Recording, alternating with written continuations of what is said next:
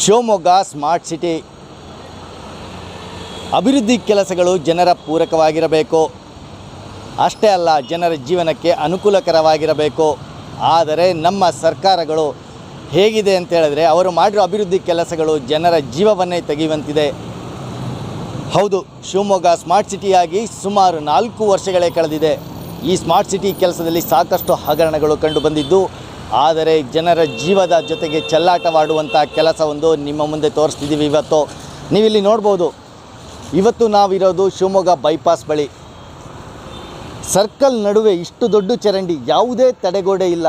ಇಲ್ಲಿ ನೀವು ಸಿಗ್ನಲ್ ನೋಡ್ತಾ ಇರ್ಬೋದು, ನೂರಾರು ವೆಹಿಕಲ್ಗಳು, ದಿವಸಕ್ಕೆ ಸಾವಿರಾರು ವೆಹಿಕಲ್ಗಳು ಓಡಾಡುತ್ತೆ.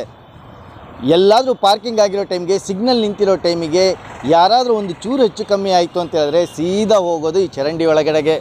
ಇನ್ನು ಕತ್ಲೆ ಹೊತ್ತಲ್ಲಿ ಯಾರಾದರೂ ಟರ್ನ್ ಮಾಡೋದು ಒಂಚೂರು ಹೆಚ್ಚು ಕಮ್ಮಿ ಆಯಿತು ಅಂದರೆ ಸೀದಾ ಚರಂಡಿಗೆ ಬಿದ್ದು ಪ್ರಾಣ ಕಳ್ಕೊಳ್ಳೋದ್ರಲ್ಲಿ ಯಾವುದೇ ಅನುಮಾನ ಇಲ್ಲ. ನೀವು ಇಲ್ಲಿ ನೋಡ್ತಾ ಇರ್ಬೋದು ಎಷ್ಟು ದೊಡ್ಡ ಚರಂಡಿ ಇದೆ ಅಂತ ಹೇಳ್ಬಿಟ್ಟು. ಅದೇ ಥರದಲ್ಲಿ ಸ್ವಲ್ಪ ಕ್ಯಾಮ್ರಾಮನ್ ಆ ಕಡೆಗೆ ತೋರಿಸಿ, ಇಲ್ಲಿ ನೋಡಿ ಅಲ್ಲಷ್ಟು ವಾಹನಗಳು ನಿಂತ್ಕೊಂಡಿದೆ. ಬರಬೇಕಾದ್ರೆ ಯಾರಾದರೂ ಎಡಕ್ಕೆ ತಿರ್ಕೊಂಡಲ್ಲಿ ನೋಡಿ, ಹೆಣ್ಮಕ್ಳು ಸಣ್ಣ ಮಕ್ಕಳು ಎಲ್ಲರೂ ಓಡಾಡ್ತಾ ಇರ್ತಾರೆ ವೆಹಿಕಲಲ್ಲಿ. ಒಂದು ಚೂರು ಹೆಚ್ಚು ಕಮ್ಮಿ ಆಯಿತು ಅಂತ ಹೇಳಿದ್ರೆ ಅವರ ಪ್ರಾಣಕ್ಕೆ ಕುತ್ತು ತರುತ್ತೆ. ಈ ವಿಚಾರವಾಗಿ ಸಾಕಷ್ಟು ಸ್ಥಳೀಯರು ಶಿವಮೊಗ್ಗ ಮಹಾನಗರ ಪಾಲಿಕೆ ಸೇರಿದಂತೆ ಸ್ಥಳೀಯ MLAಗಳ ಗಮನಕ್ಕೂ ಕೂಡ ತಂದಿದ್ದಾರೆ ಅಂತ ಕೇಳಿಬಂದಿದ್ದೀವಿ. ಆದರೆ ಯಾವುದೇ ಕೆಲಸ ಮಾತ್ರ ಆಗಿಲ್ಲ, ಇವತ್ತಿಗೂ ಹಾಗೆ ಬಿದ್ದಿದೆ. ಈ ವಿಚಾರವಾಗಿ ಮಾತಾಡಲಿಕ್ಕೆ ನಮ್ಮ ಜೊತೆಗೆ ಸ್ಥಳೀಯರೊಬ್ಬರು ಬಂದಿದ್ದಾರೆ. ಅವರಿಂದ ಇಲ್ಲಿನ ಏನು ಸಮಸ್ಯೆ, ಇಲ್ಲಿವರೆಗೆ ಯಾರಾದರೂ ಇಲ್ಲಿ ಬಿದ್ದಿಯಾರಾ, ಏನಾದರೂ ತೊಂದರೆ ಆಗಿದೆಯಾ, ಇದರ ಪರಿಸ್ಥಿತಿ ಇದು ಹೀಗಿರೋದು ಯಾವ ಕಾರಣಕ್ಕೋಸ್ಕರ ಅನ್ನೋದನ್ನು ಅವರಿಂದನೇ ಕೇಳಿ ತಿಳ್ಕೊಳ್ಳೋಣ. ಸರ್ ನಮಸ್ತೆ. ಸರ್ ನಿಮ್ಮ ಹೆಸರು ಹೇಳಿ ಸರ್. ಈ ಸಮಸ್ಯೆ ಏನಿಲ್ಲಿ ಇಷ್ಟು ದೊಡ್ಡ ಸಮಸ್ಯೆ ಇದೆ, ಇದ್ರ ಬಗ್ಗೆ ತಮಗೆ ಏನು ಅನಿಸುತ್ತೆ, ತಾವು ಸ್ಥಳೀಯರಾಗಿ ಏನಂತ ಹೇಳಲಿಕ್ಕೆ ಇಷ್ಟಪಡ್ತೀರಾ? ಸರ್, ನಾನು ಮನ್ಸೂರ್ ಅಂತ ಹೇಳ್ಬಿಟ್ಟು ಸ್ಥಳೀಯ ನಿವಾಸಿ.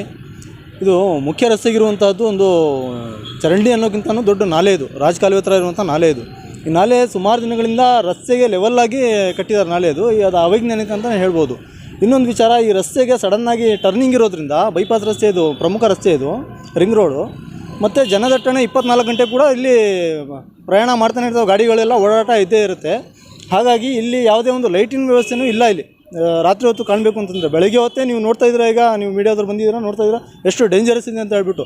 ಸಡನ್ನಾಗಿ ಟರ್ನ್ ತೊಗೊಳ್ಬೇಕಾದ್ರೆ ಇಲ್ಲಿ ಸಣ್ಣ ಸಣ್ಣ ಕಲ್ಲುಗಳಿದ್ದಾವೆ, ಅದಕ್ಕೆ ಏನಾದರೂ ಸ್ಕಿಡ್ ಆಗಿಬಿಟ್ಟು ಗಾಡಿ ಬಿತ್ತು, ಇಲ್ಲ ಸಿಗ್ನಲ್ ಹಾಕಿದಾಗ ಏನೋ ಒಂದು ಸ್ವಲ್ಪ ಓವರ್ಟೇಕ್ ಮಾಡೋಕ್ಕೆ ಹೋಗ್ಬಿಟ್ಟು ಸಡನ್ನಾಗಿ ಟರ್ನ್ ತೊಗೊಂಡು ಇದು ಮಾಡ್ಬೇಕಾದ್ರೆ ಗಾಡಿ ಬಿತ್ತು ಅಂತಂದರೆ ಪ್ರಾಣಕ್ಕೆ ಅಪಾಯ ಅಂತಲೇ ಹೇಳ್ಬೋದು. ಯಾಕೆಂತಂದರೆ ಸಡನ್ನಾಗಿ ಇರುವಂಥದ್ದು ಒಂದು ಗಾಡಿ ಕೆಳಗಡೆ ಬೀಳುತ್ತೆ, ಆ ಗಾಡಿ ಸವಾರ ಹೋಗ್ಬಿಟ್ಟು ತಲೆ ಹೊಡ್ಕೊಂಡ್ಬಿಟ್ಟು ತಲೆ ಹೊಡ್ಕೊಂಡು ಬೀಳ್ತಾನೆ. ನೀವು ಪ್ರಾಣಕ್ಕೆ ಅಪಾಯ ಆಗುವಂಥ ಪರಿಸ್ಥಿತಿ. ಇದೊಂದು ಟೋಟಲಿ ಅವೈಜ್ಞಾನಿಕ ಅಂತ ಹೇಳ್ಬಿಟ್ಟು, ಮತ್ತು ಶಿವಮೊಗ್ಗದ ಒಂದು ಮೋಸ್ಟ್ ಡೇಂಜರಸ್ ಸ್ಪಾಟ್ ಅಂತಲೂ ಕೂಡ ಹೇಳ್ಬೋದು ಈ ರಸ್ತೆಗೆ.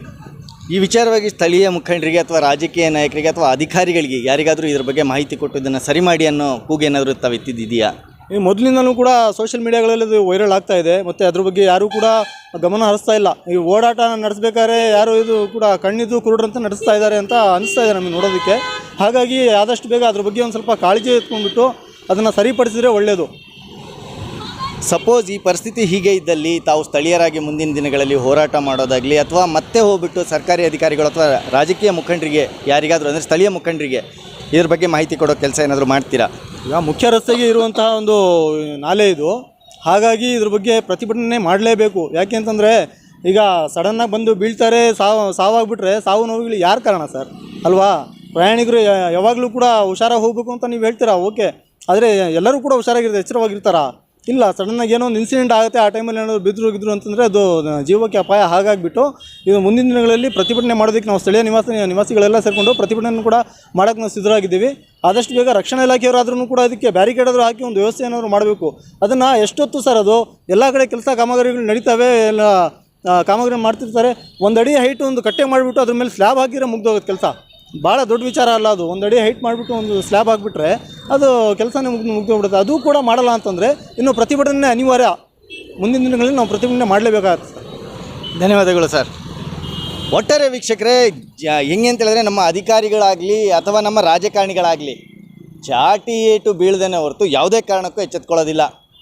ತಮ್ಮ ಚುನಾವಣೆ ಸಮಯಕ್ಕೆ ಏನು ನಮಗೆ ತಮ್ಮ ಮನೆಗೆ ಎಲ್ಲವನ್ನು ತೊಗೊಂಬಂದು ಇಳಿಸ್ಬಿಡ್ತೀವಿ, ಸ್ವರ್ಗನೇ ಕೆಳಗಡೆ ತರ್ತೀವಿ ಅಂತ ಹೇಳೋ ನಮ್ಮ ರಾಜಕೀಯ ಮುಖಂಡರು ಮತ್ತು ನಮ್ಮ ಅಧಿಕಾರಿಗಳು, ಜಾಣ ಕುರುಡುತನ ಕಣ್ಣಿಗೆ ಕಾಣಿಸಿದ್ರೂ ಕಾಣದೇ ಇರೋ ಥರ ಕಣ್ಮುಚ್ಚಿ ಕೂತುಕೊಳ್ಳೋ ನಮ್ಮ ಅಧಿಕಾರಿಗಳು. ಇವರ ಕಣ್ಣು ಸ್ವಲ್ಪನಾದರೂ ಈ ಕಡೆಗೆ ತಿರುಗುತ್ತೆ. ಇನ್ನು ಮುಂದೇನಾದರೂ ಈ ಕಡೆ ಗಮನ ಹರಿಸಿ ಇದನ್ನು ಸರಿ ಮಾಡ್ತಾರೆ ಅನ್ನೋ ಆಶಯ ನಮ್ಮದಾಗಿದೆ. ಕ್ಯಾಮ್ರಾ ಪರ್ಸನ್ ನದೀಮ್ ಜೊತೆ ನಾನು DP Arvind, F7 news, Shivamogga.